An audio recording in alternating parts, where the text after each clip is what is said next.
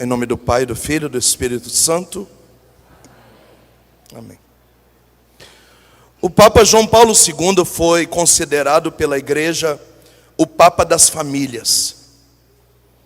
Dentre tantas coisas, como documentos, encíclicas, homilias, o Papa João Paulo II disse que se o demônio atacar as famílias e destruir as famílias, ele mata o celeiro vocacional. Por quê? Por excelência, a vocação nasce dentro de uma casa.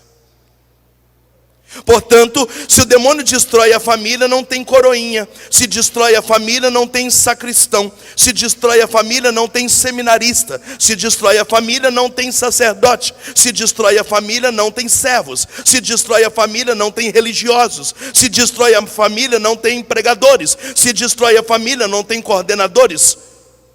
Então o diabo foca na destruição do seio familiar. Porque se a família se perder e perder a santidade e a pureza, as vocações morrem. Porque nós estamos vivendo uma época de pouquíssimas vocações, porque a família está em crise. Bate no seu peito e diz: se o inferno destruir a minha casa, elimina o celeiro vocacional. Família destruída, vocação zero. E quem sofre é a igreja. Eu vou fazer agora uma pregação diferente do que você está acostumado. Eu quero que você preste muita atenção.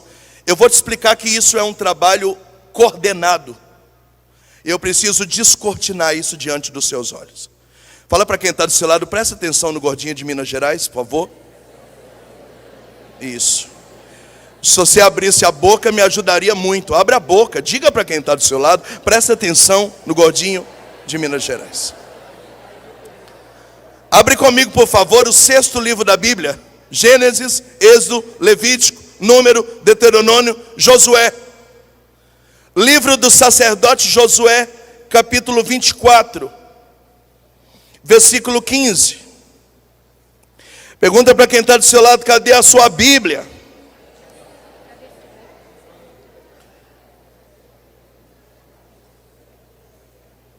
Josué 24, 15, acharam? Se vos parecer difícil servir ao Senhor, escolham hoje a quem vocês querem servir. Os deuses a quem os vossos pais serviram do outro lado do rio, ou aos deuses dos amorreus, cujo país hoje habitais? Quanto a mim, eu e a minha casa serviremos ao Senhor. Olha o tamanho do problema aqui. Vocês em Cianorte precisam tomar uma decisão.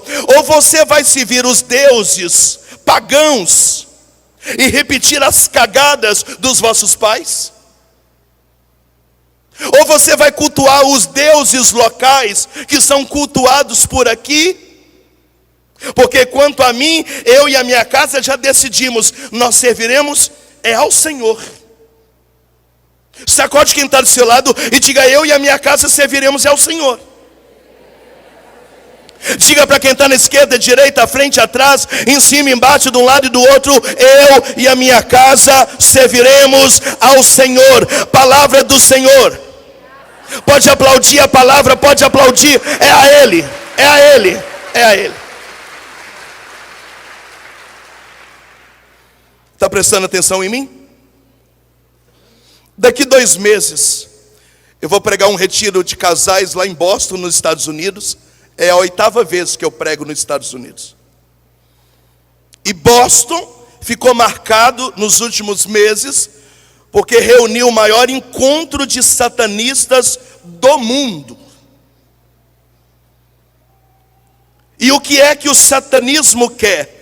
Que satanismo seja reconhecido como religião, a ponto do diabo ser a divindade da religião deles, da gente nem poder mais falar mal do diabo, porque o diabo é um Deus e a gente não pode falar mal dele. Onde que eles querem chegar? Eles querem chegar, por exemplo, quando um padre amigo meu na semana passada disse: Moisés, os casais da paróquia aqui estão assustados, porque os pais foram chamados na escola e agora satanismo vai ser incluído no currículo escolar. Assim como a escola católica tem ensino religioso, então haverá um ensino religioso satânico para estudar sobre quem é Lúcifer. No primeiro momento não é obrigatório, é como se fosse um quinto horário, é opcional, mas é claro que vai começar opcional, é claro que vai começar em alguns colégios, mas daqui a pouco vai se espalhar, daqui a pouco será obrigatório, e daqui a pouco, necessariamente, os filhos católicos americanos terão que estudar satanismo em sala de aula. Qual é a pedra de tropeço do satanismo? A Bíblia. É por isso que o ato heróico deles, numa reunião com 1 milhão de satanistas, é queimar a Bíblia. E aqui no Brasil já chegou dizendo: nós precisamos reescrever a Bíblia, porque a Bíblia não é inclusiva. E então a Bíblia tem problemas, precisamos mudar as terminologias.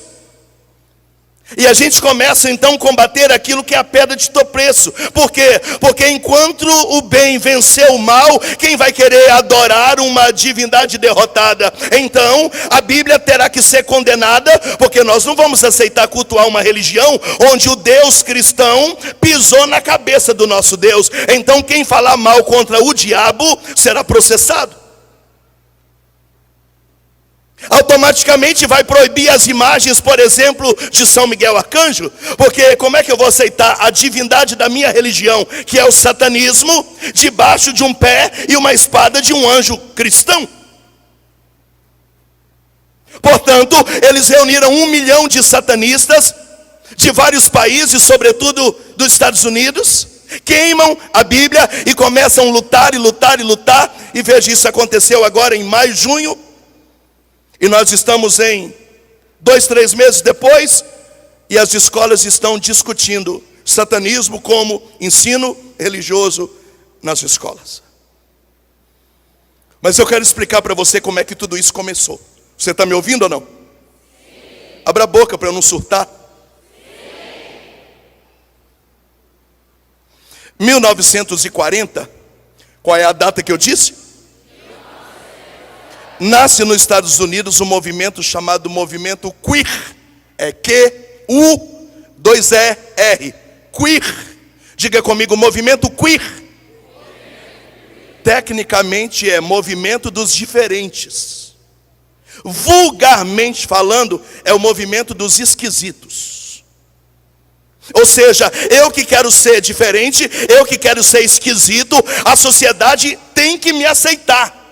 Porque nós também somos parte da sociedade. Então a sociedade precisa nos engolir. E como é que a sociedade vai nos engolir? Nós vamos enfraquecer as estruturas milenares. Porque enfraquecendo as estruturas milenares, os diferentes, os esquisitos, ganham força e conseguem a igualdade que eles querem.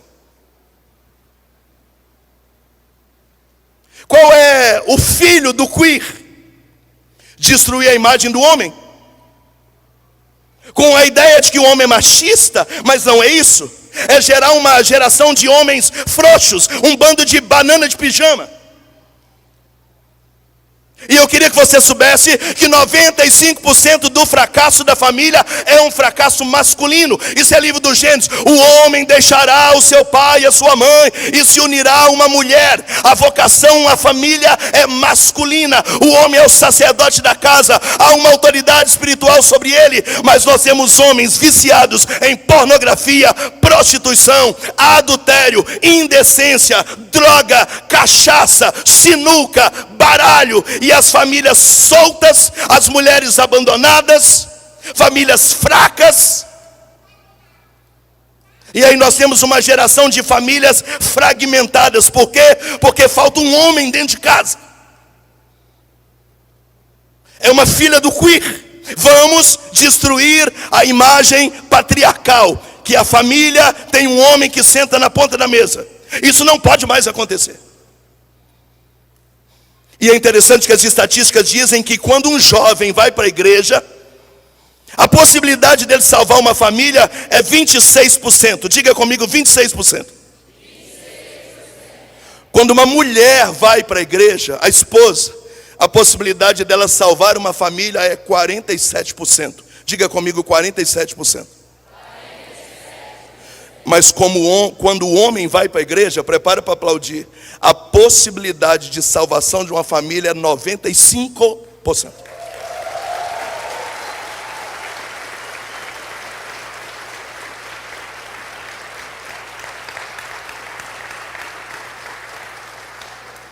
Tanto é que nos encontros de casais a gente quase que só bate nos homens, porque nós temos uma porcaria de homens no mundo moderno. E o que serão de nossas famílias? Como diz o Salmo 124. Feliz o homem que teme ao Senhor. A sua esposa será uma videira fecunda, e os seus filhos são rebentos de oliveira ao redor da tua mesa, e tudo irá bem. Mas falta o quê? Homem. A ponto de você pregar encontro de casais e as mulheres dizer: eu que estou provendo a casa. Meu marido é igual moleque, joga videogame. Casou e quer jogar bola 2 vezes por semana. A situação lá em casa está desse jeito. E de noite, depois de ver tanta pornografia, o que ele quer? Namorar. Fazendo da mulher uma prostituta. Porque a maioria delas nem feliz sexualmente não são. São os filhos do queer. Pergunta para quem está do seu lado: você está entendendo ou você não está entendendo?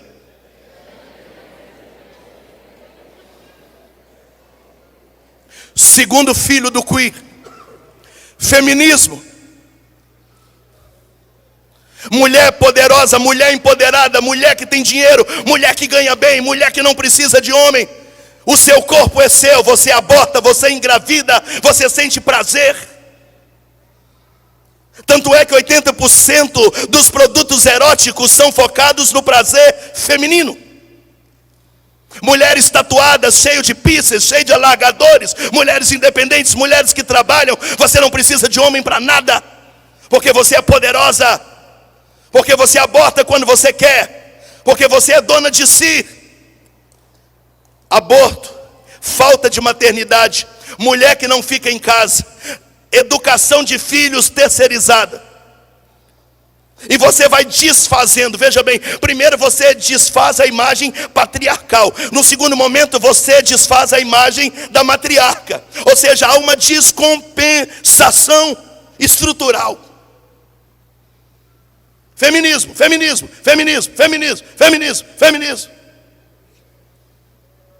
Qual é o terceiro filho do queer? O aborto. E eu queria que você soubesse que todos os países que aprovaram o aborto quebraram. Porque quando um país aprova o aborto, a ira de Deus é derramada sobre aquela nação. Se aprovar o aborto no Brasil, nós estamos lascados. Deus vai virar as costas para nós. E hoje nós temos 2 milhões de bebês sendo, o que dá para contar, abortados.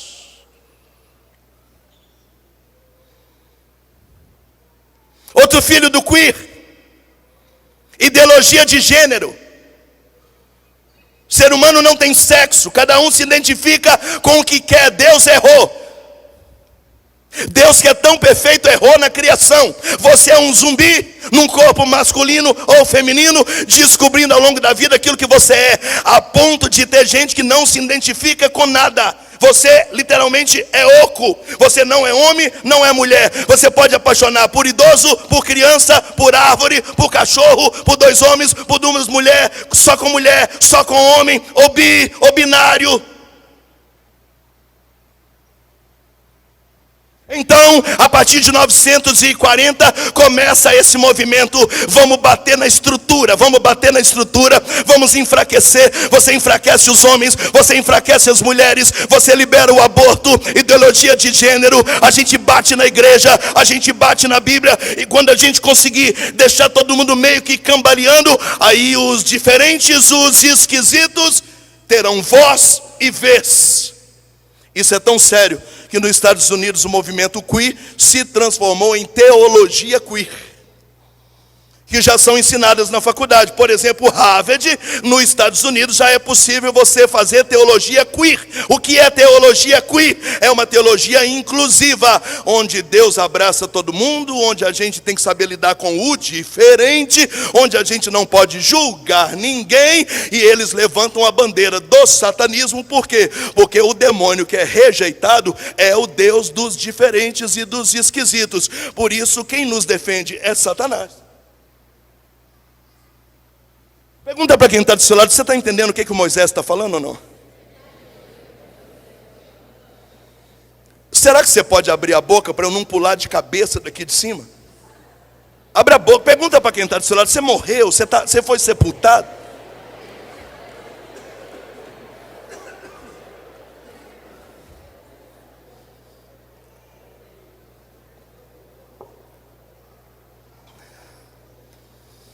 Escreve o que eu estou falando. E nós estamos gravando essa pregação e você vai encontrá-la no meu YouTube daqui a uns dias.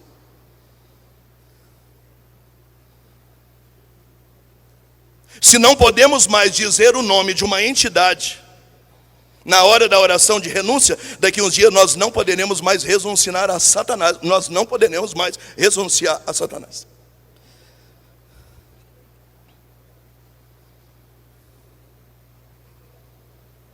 Isso aí eu já escutava falar na renovação há 30 anos atrás, quando falava da era de Aquários, da nova era, da New Age. Quando se falava sobre horóscopo, mapa astral, jogo de búzios. Quando se falava de signo, de astrologia.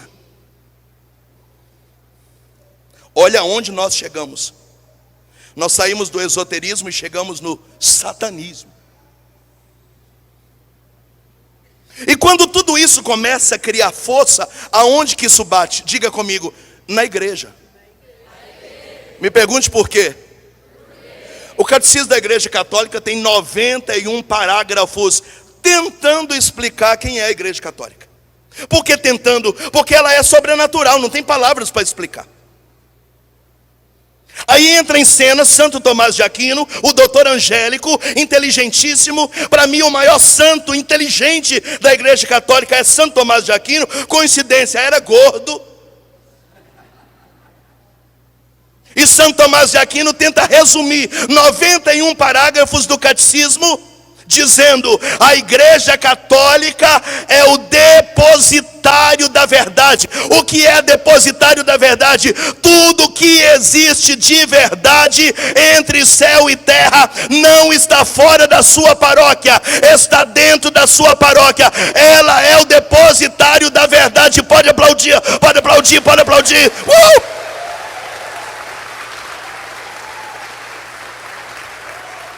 Santo Tomás de Aquino chega a dizer que quando Deus criou o céu e a terra, Ele pensou na igreja.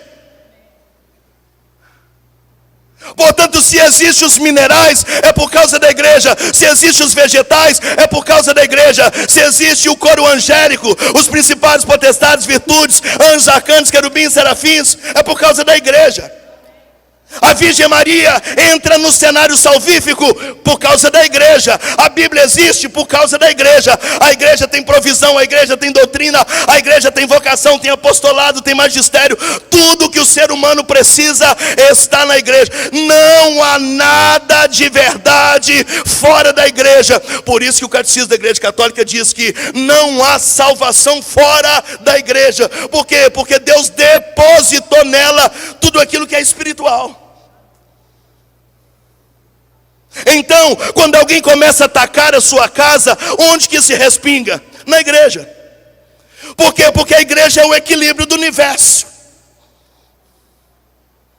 Um exemplo disso, a pandemia.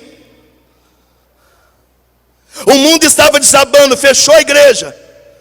Eu não sei quanto tempo vocês ficaram fechados, mas na minha diocese foram 4 meses e meio. Eu cheguei a pregar no Nordeste em lugares que a igreja fechou 7 meses. Aborto, pum. Ideologia de gênero, bum. Prostituição, bum. Feminismo, bum. Pornografia, bum. Suicídio, bum. Abandono da fé, bum. Por que a humanidade ficou desbaratinada? Porque a igreja estava fechada. E a igreja é o equilíbrio do universo. Sem a igreja, a terra será destruída. Porque a única coisa santa que há sobre a terra é a igreja, a esposa de Cristo, católica, apostólica, romana, imaculada, lavada e alvejada no sangue do Cordeiro. É ela.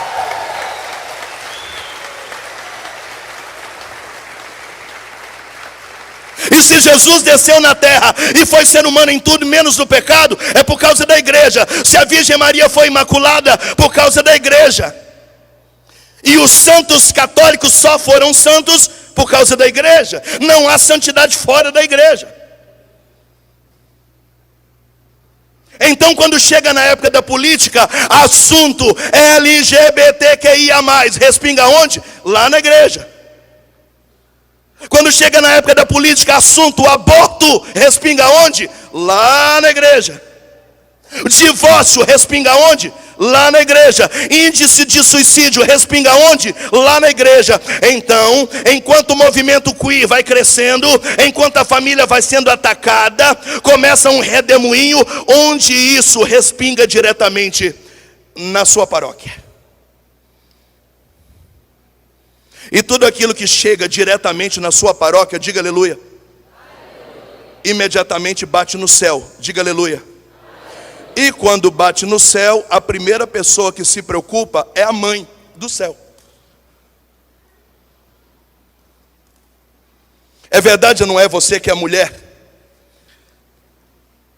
Que a mãe é a primeira a preocupar com qualquer coisa que está desordenada.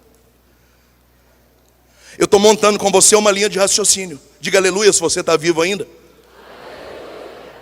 Cresce o ataque da família, respinga na igreja, porque a igreja é o equilíbrio do universo.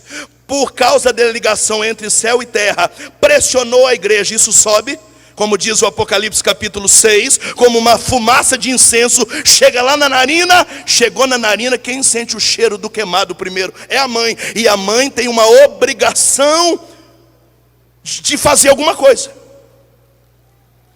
E o que ela faz? Ela começa a aparecer nos lugares para poder dar um feedback. Então, se você perguntar o que é Nossa Senhora em Fátima, o que é Nossa Senhora em La Salette, o que é Nossa Senhora em Guadalupe, o que é Nossa Senhora em Medjugorje, o que é Nossa Senhora em Garabandal, o que é Nossa Senhora de Akita, o que é Nossa Senhora da Lágrima, é um turbilhão de família que respingou na igreja, que chegou no céu, e a mãe tem obrigação, é uma obrigação dela, é uma obrigação moral dela, de dar um retorno aos filhos. Então ela começa a mandar recado de cima para baixo. Se está me ouvindo, pode aplaudir Nossa Senhora. Manda recado de cima para baixo.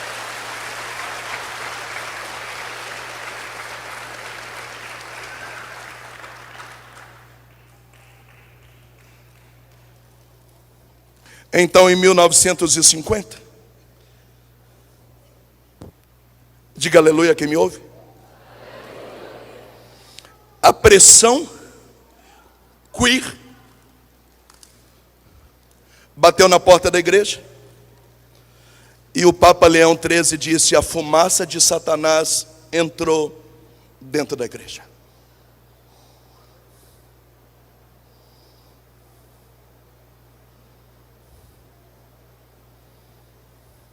Então Nossa Senhora precisa fazer alguma coisa. E ela aparece na Itália, na província de Montechiari, em Fontanelle. Há uma enfermeira chamada Pierina Gilli. E quando ela aparece vestido de veste de luto, com um rosto muito triste e com 3 espadas enfiadas no seu peito. Pierina pergunta para Nossa Senhora: qual é o seu nome? Ela falou: não vou falar. A senhora é a Virgem das Dores? Ela falou, não. Quem é a senhora? Ela diz, por enquanto, ainda não quero falar. Mas Pierina vê Nossa Senhora com 3 espadas, 3 lanças enfiadas no peito, sangrando. Um clima horrível, Nossa Senhora numa tristeza profunda. E Pierina pergunta para ela, então me diga pelo menos que espadas são essas? É tudo isso que Moisés acabou de pregar. Destruição da família, destruição do casamento, pureza das crianças indo para o espaço, desestrutura, papel de homem errado, papel de mulher errado, isso respingando na paróquia, ideologia de gênero sendo engolido, padres da Europa abraçando o diferente, vendendo 2000 anos de tradição. E Nossa Senhora, sem título ainda, diz para ela, essas espadas representam a dor que chegou no céu com tudo isso que a gente está falando. Nossa Senhora vai embora. Pierina fica alguns dias sem dormir. Ela não consegue entender aquela cena. E de repente Nossa Senhora volta. E ela agora está com um manto aparentemente amarelado, parecendo dourado. Uma túnica branca, descalço. E no lugar das 3 espadas ela tem 3 rosas. E Pierina pergunta, e agora, a senhora vai dizer o seu nome? Ela diz, eu sou a rosa mística. Diga para quem está do seu lado, ela é a rosa mística. Abra a boca, miserável, fala alguma coisa. Fala, ela é a rosa mística.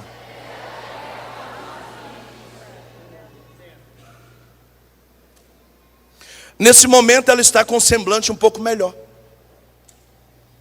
E Pierina pergunta a ela, por que a senhora veio com 3 espadas e agora a senhora veio com 3 rosas? Ela disse, porque cada rosa dessa, se for praticada nas famílias do Paraná, arranca uma espada daquela do meu peito.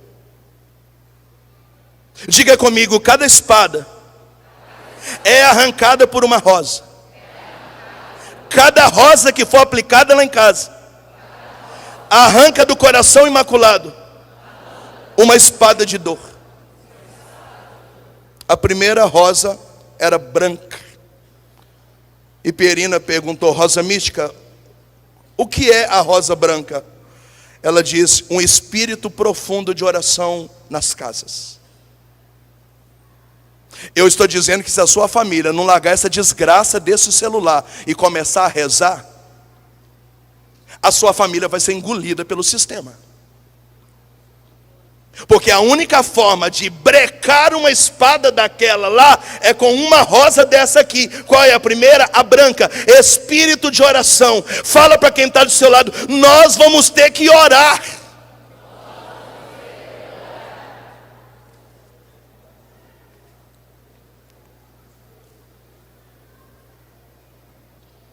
Já sei, aí eu vim na igreja, nem gosto muito da igreja, aceitei o convite.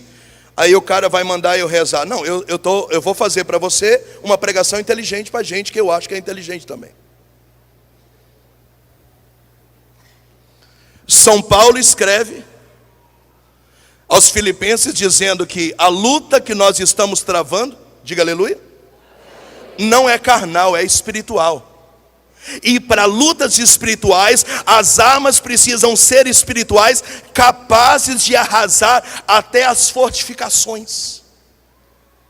Gravar vídeo é muito importante? É muito importante. Denunciar na internet é muito importante? É muito importante. Mas nós estamos num combate espiritual. A gente não vai salvar o mundo só gravando vídeo e jogando ventilador os problemas. Nós precisamos orar.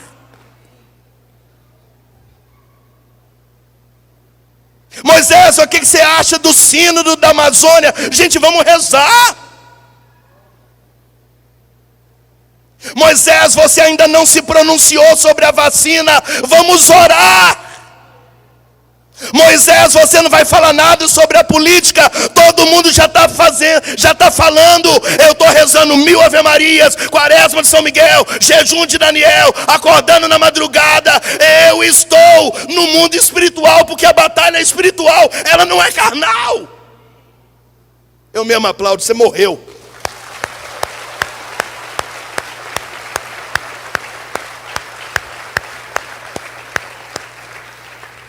Diga para quem está do seu lado: se você não rezar, Rosa Branca, o sistema vai engolir a sua casa.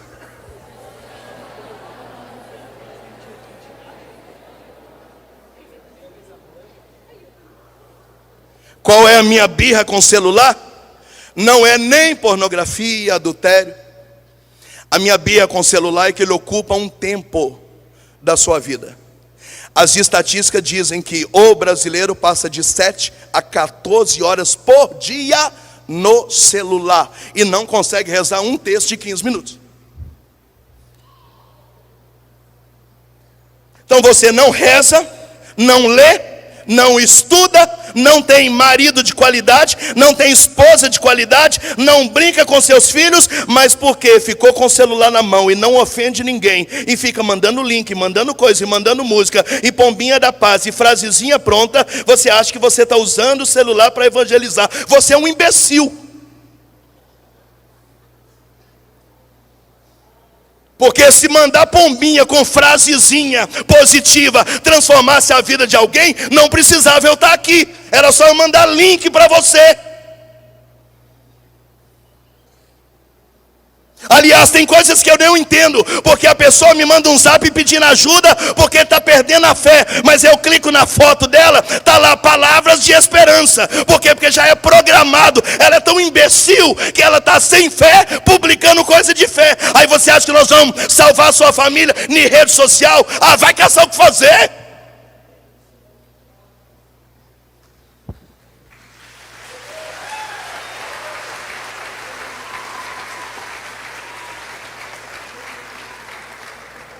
Se você não abrir a boca, eu vou tacar essa água na sua cabeça. Fala para quem está do seu lado: bora rezar, miserável.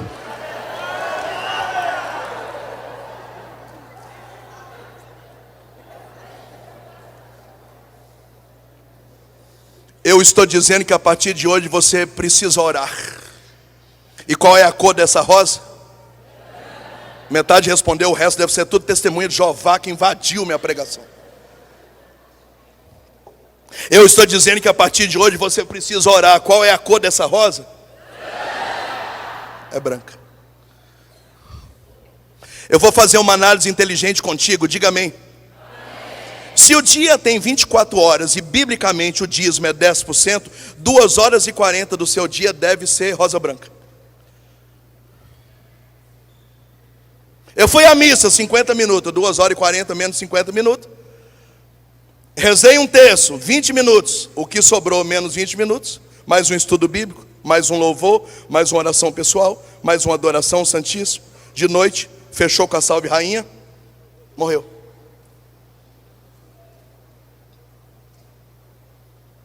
Só que a gente não reza nada. Fica lotando live de gente com promessa de cura, vitória e libertação. Porque tem gente que gosta de ser enganado mesmo. E não reza. Olha para quem está do seu lado, faz a cara bem feia. Alguns já têm por natureza e é perceptível. Olha para quem está do seu lado e fala: se tu não orar, tu vai morrer. Quem aqui não tem um carinho especial pelo Padre Pio? Todos nós. A história diz que um belo dia o rapaz ficou endemoniado durante 14 horas. Ninguém tirava o demônio do rapaz. Chamaram um padre exorcista e o padre não conseguiu. Chamaram o outro, o padre não conseguiu. 14 horas depois, 2 padres exorcistas sem saber o que fazer. O cara endemoniado, rindo da cara de todo mundo. Alguém teve uma ideia: vamos chamar Padre Pio. O diabo falou: Padre Pio não! Padre Pio não! E aí perguntaram para o demônio: por que Padre Pio não? E o demônio diz: porque eu não aguento mais apanhar daquele chicote de bolinha nas minhas costas. Você vai aplaudir ou eu vou ter que pedir?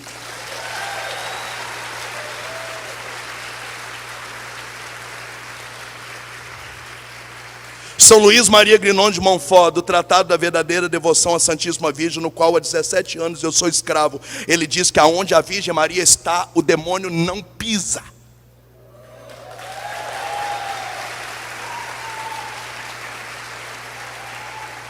Portanto, para o demônio entrar na minha casa, vai ter que passar em cima de mim, porque eu sou o homem da casa. E para passar em cima de mim, vai ter que passar por cima da Santíssima Virgem.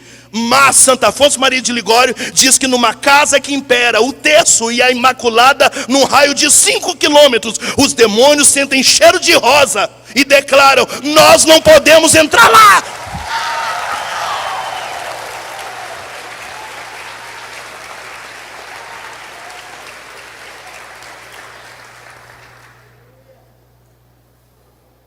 Você não tem noção do que o texto pode fazer. Talvez você já ouviu eu contar isso, mas deixa eu contar de novo.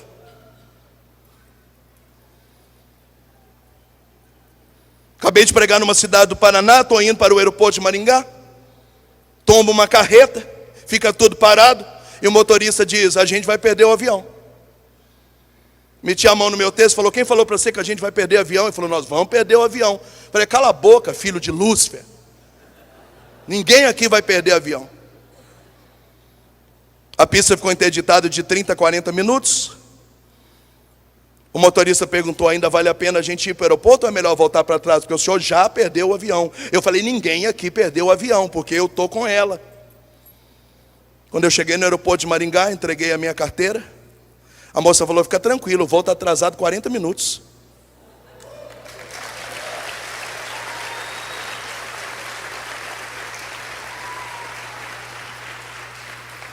Eu comecei a chorar no aeroporto do Saguão de Maringá. No saguão do aeroporto de Maringá. E Nossa Senhora disse assim: ei, enquanto você não chegar, ninguém sai daqui.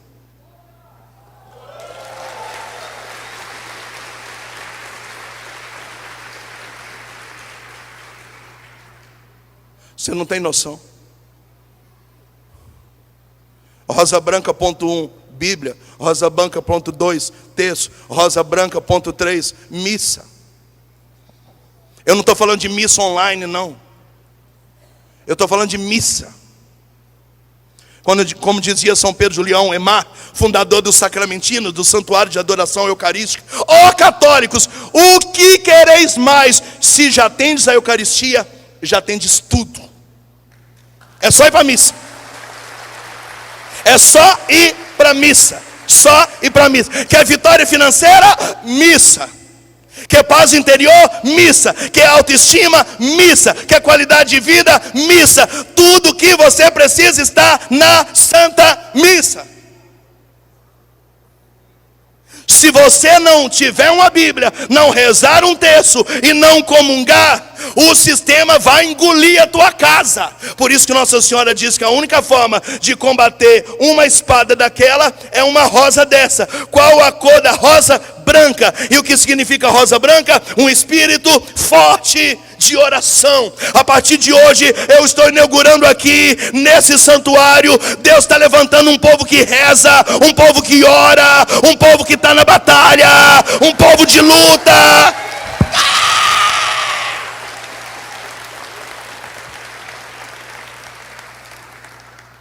Alguém está comigo ainda? Fala para quem está do seu lado: se você não rezar, eu mesmo vou mandar matar você.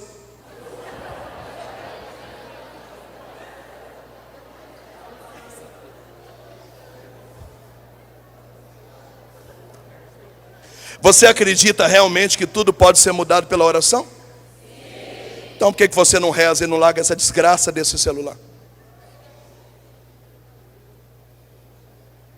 Eu vou te contar só um exemplo para eu mudar de assunto. Eu estou controlando meu tempo ali. Moisés, o que eu faço? Meu marido é militar. O alto comando do exército quer punir o meu marido injustamente. E meu marido vai ser preso. Falei: nós vamos orar. Ele falou: mas orar, Moisés, é muito cacique. Falei: mas nós vamos orar. 2 dias antes do julgamento, Nossa Senhora trocou todo o comando do exército. Chegou um novo falou: não sei de nada, eu não quero julgar ninguém, põe isso tudo na gaveta. Nossa Senhora, para livrar um filho dela, trocou o comando do exército.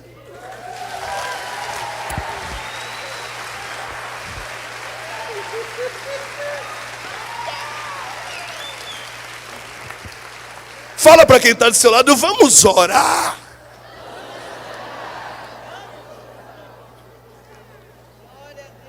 Segunda rosa. Esse tipo de pregação ninguém mais faz na igreja. Por quê? Porque não dá like, não dá gente ao vivo, não vende curso, não vende livro. É um tipo de pregação que ninguém quer ouvir. A gente quer ouvir que Deus está dando vitória para você, que o melhor de Deus está por vir, que Deus te levantou, pode acreditar. Amém, amém, amém, nada. Você está sendo enganado, você vai chegar na sua casa e o diabo vai continuar ferrando com você. Eu estou levantando aqui uma geração de gente inteligente. Não é mais qualquer pregação que você vai aceitar. Não vai. Eu estou dizendo que hoje nós estamos subindo de nível. Você quer alimento grosso? Diga aleluia. Segunda rosa, diga comigo, rosa amarelo ouro. Nossa Senhora diz que é jejum e penitência. Olha que legal, o jejum e a penitência chegam no céu como barras de ouro. Por isso amarelo ouro. Nossa Senhora que falou amarelo ouro. Não é qualquer amarelinho não, descorado não. É amarelo ouro. Não é biju não. É ouro. Fala para quem está do seu lado, jejum e penitência.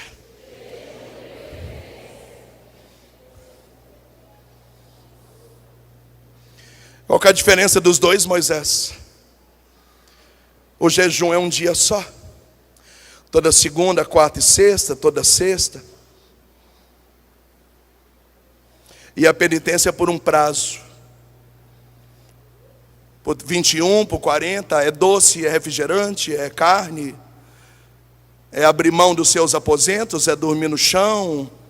Colocar cinza na cabeça, colocar a pedra debaixo da língua.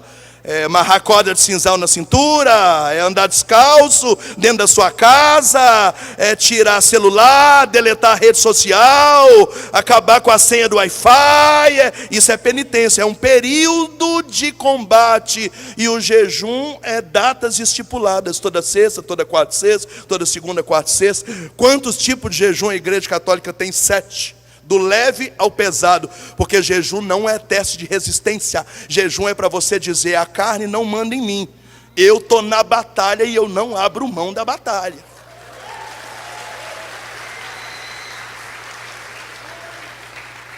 Tem do mais radical que é pão e água. E eu tirei o pão. Teve uma fase da minha vida que eu estava comendo dia sim, dia não. Porque toda segunda, quarta e sexta eu só bebia água. Mas não é teste de resistência.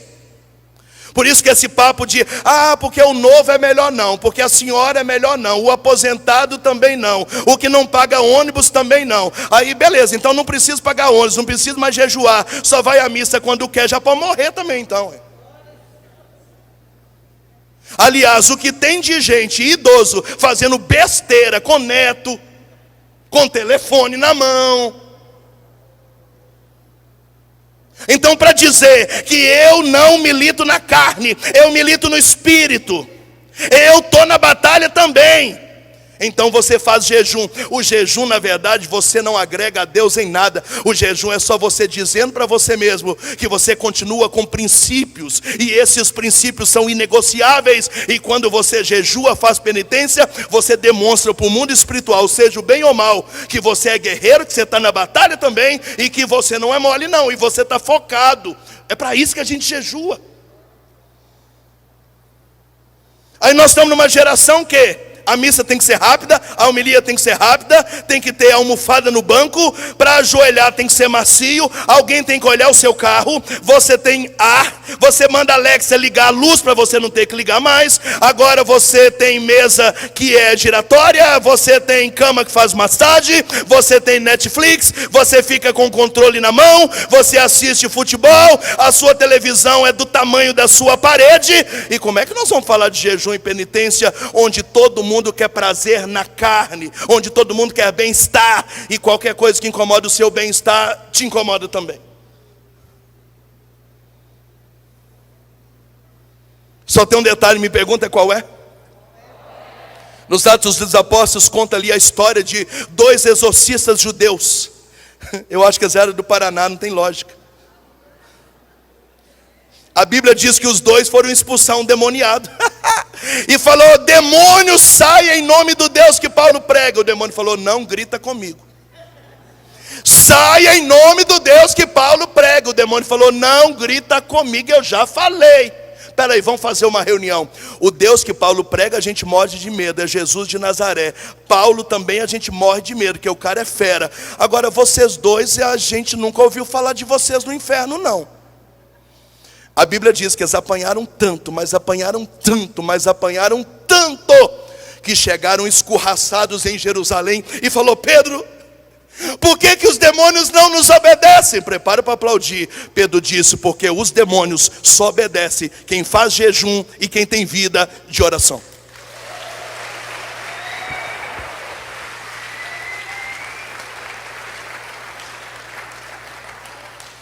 Olha para quem está do seu lado e fala: bora jejuar? Vamos. Jejuar. Começa devagar, começa leve. Ah, Moisés, mas assim vai dando meio-dia, vai dando uma tontura. É isso mesmo, nós estamos na batalha. Quem está na batalha sente tontura mesmo. Eu já fui no exército, eu sei o que é. Ah, porque a gente vai ficando fraco, é isso mesmo. E eu comecei a jejuar adolescente, trabalhando servente e pedreiro. Eu tinha que jogar telha para cima, carregar massa, saco de cimento em dia de jejum. É isso, é para você dizer: eu estou na batalha, demônio, olha eu aqui.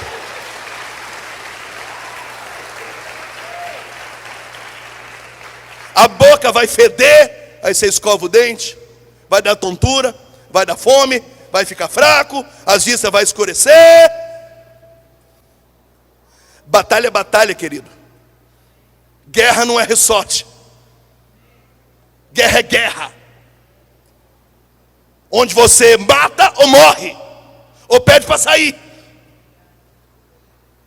Bora para a luta, filho. Ah, Moisés, mas eu sou doente. Joel capítulo 4, chamai os valentes. E o enfermo diga: eu sou guerreiro também, conta comigo, estou na batalha também. Combate na cama, combate tomando remédio, combate na luta. Vamos para cima, é guerra. Alguém me ouve? Parece que você morreu no meio da pregação. Alguém me ouve ainda? Eu tenho mais uma rosa e 5 minutos para falar. Não tem 5 não, eu tenho o tanto que eu quiser também.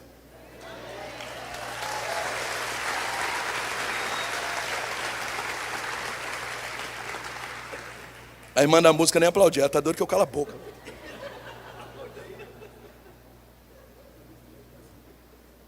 Rosa branca, oração. Rosa amarelo, ouro, jejum e penitência. E a última rosa é rosa vermelha, sangue. Diga comigo: vermelho, sangue. Nossa Senhora falou assim: eu não prometo arrancar as dores de vocês. Eu estou pedindo as suas dores para a gente salvar a humanidade.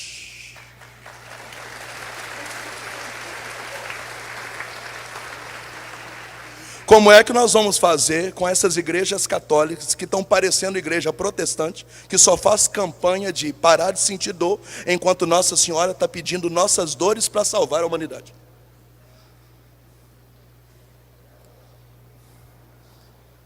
O nome disso é reparação. Quem viveu isso? São Paulo. Ele tem um espinho na carne que nós não sabemos qual é.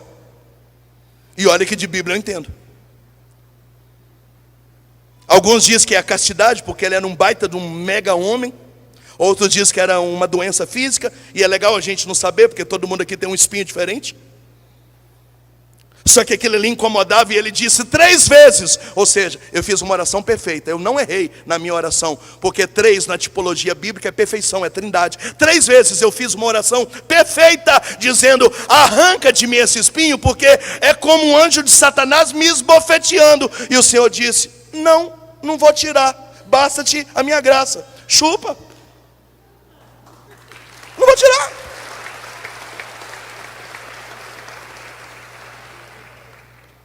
Porque existem dores que Deus não vai tirar. Primeiro, Ele só vai tirar aquelas que atrapalham a sua salvação. Aquelas que não atrapalham, Ele não tem prioridade em tirá-las. Segundo, algumas, além de não atrapalhar, elas podem até ajudar no seu processo de santificação. Aí sim que ele não vai tirá-las. Então, se não atrapalha você se salvar e até pode ajudar no seu processo de salvação, ele não vai tirar. Então Paulo faz uma oração perfeita, dizendo: onde que eu errei? E o Senhor diz: você não errou em nada, eu não vou tirar o seu espinho na carne. Você está entendendo? E ele: você está entendendo? Não está entendendo. Só que aí Paulo entendeu que as dores, a rosa vermelha, o sangue, poderia ser útil. Enquanto ele sofria, tirava a alma do purgatório. Enquanto ele sofria, oferecia pelos sacerdotes. Enquanto ele sofria, pedia a Nossa Senhora para levantar profetas. Enquanto ele sofria, ele salvava a humanidade. Enquanto ele sofria, ele combatia o aborto. Quando ele entendeu que aquilo poderia virar arma, ele diz: agora sim, eu entendi. E é por isso que eu sinto alegria na fraqueza, na doença, na perseguição, na humilhação, porque quando eu me sinto fraco, é aí que eu sou forte.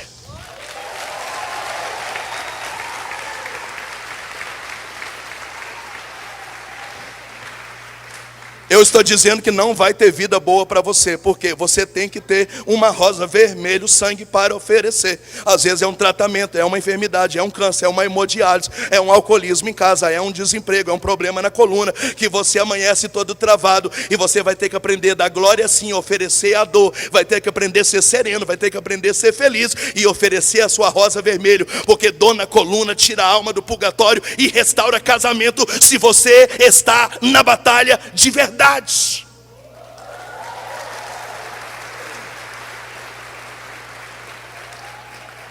Quem viveu isso? Padre Pio, que sangrou 10 anos. Quem viveu isso? Santa Rita de Cássia, com um espinho no meio da testa. Qual é seu espinho na carne? Qual é a sua rosa vermelho sangue? Nossa Senhora está dizendo: dá para mim, porque com as suas dores eu arranco uma espada daquela lá. Eu tenho muitos problemas de saúde, não quero falar disso aqui.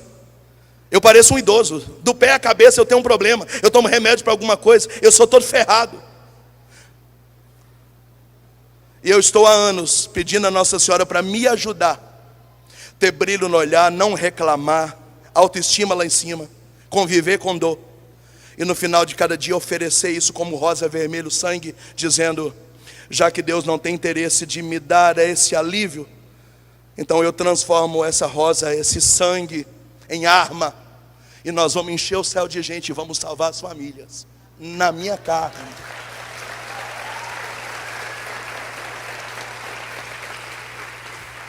Quem entendeu isso? Paulo, quando diz: irmãos, eu completo na minha carne o que faltou na paixão de Cristo por amor à igreja. Se faltou alguma coisa no cenário do Calvário, joga na rosa vermelha aqui. O Pai está on, joga no Pai.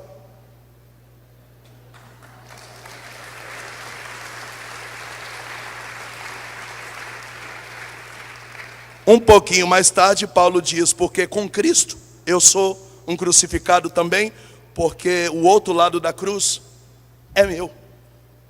Ele entendeu o que é rosa vermelha. Ele entendeu que dor, incômodo, fila de banco, fila de lotérica, humilhação, aguentar calado, chorar e oferecer é rosa vermelha.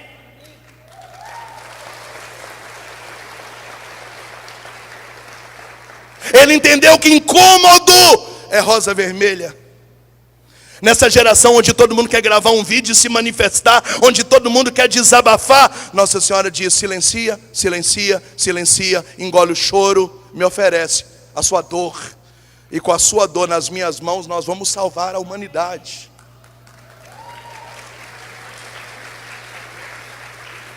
Termino a rosa vermelha dizendo que Deus não está focado em te dar qualidade de vida, Ele está focado em salvar a tua alma. Então Ele não vai trabalhar para te deixar confortável, Ele vai trabalhar para te deixar santo. Por isso que a prioridade não é tirar os seus incômodos. Chupa.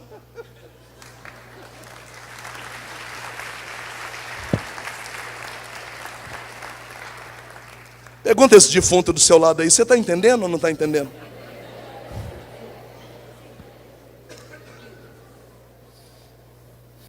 Diga comigo, rosa branca. A oração que tira uma espada. Rosa amarela.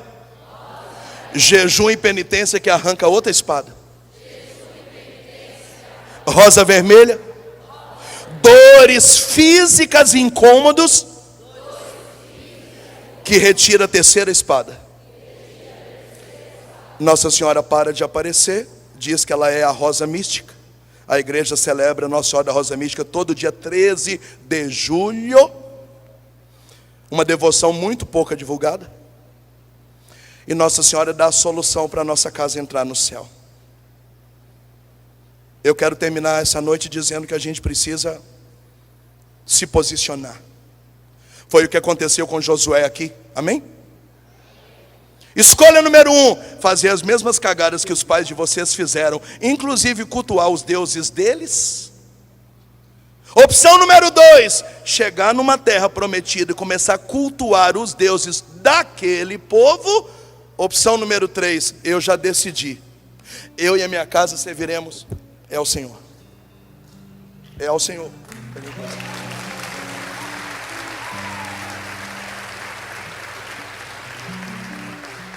Fica de pé, vamos orar. Dá um abraço em quem está do seu lado e fala: defenda a tua casa como um leão, como uma leoa.